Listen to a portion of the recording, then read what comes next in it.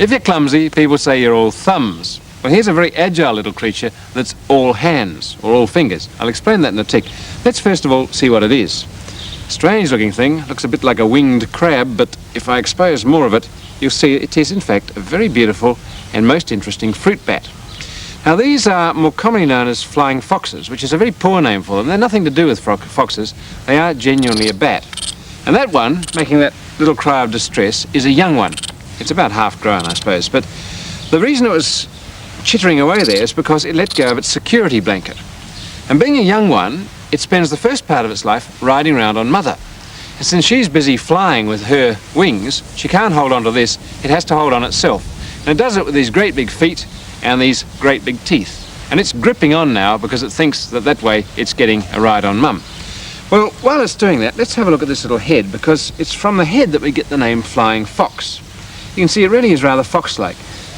The phrase blind as a bat is true of the little bats in Australia, the insect eaters that have very poor vision and very small eyes, but it's not true of these, the big bats, the fruit bats. They fly at night, they use their eyes, and so their eyes are pretty large, as you can see. Probably still not as good as other night-seeing animals, and they rely a lot on this nose, which is very sensitive and picks up the smell of ripe fruit, which they eat. Also, pretty decent ears, which you can turn around and pick up sound. There we are. Well, that's its normal position, hanging down like that. It doesn't like being up the other way. And gripping we've explained. Let's see what I meant about being all hands and all fingers. Perhaps we'll stop that blowing in the wind. Well, this is what I meant, because the hand in these creatures is the wing. Mammals that fly only include the bats, the big and the little. And they do it because the hand is now enormously grown, very slender. There's the thumb, just down there. I've got my finger on it, got a big claw on it. And the rest of the fingers, 1, 2, 3, 4, are very long and thin and held out like that with skin between them. And that's the bat wing, actually a piece of membrane strung between the 4 greatly elongated fingers of the hand.